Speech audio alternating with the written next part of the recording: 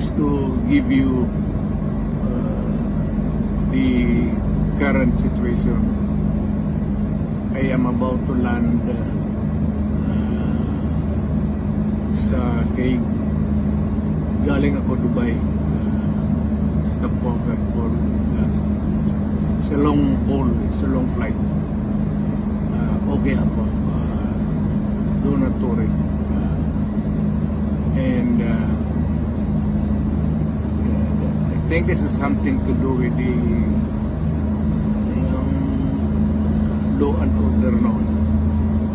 At sinasabi ko naman sa mga pulis at military na trabaho kayo at ako ang managot. So ito na nga, for all of the whatever happened in the past, ako na yung nag-front sa ating law enforcement at military.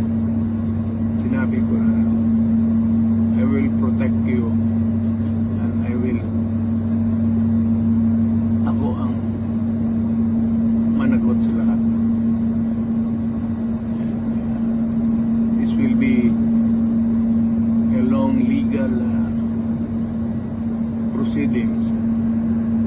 But I say to you, I will continue to serve my country at so be it. Kung ganun ang destiny ko.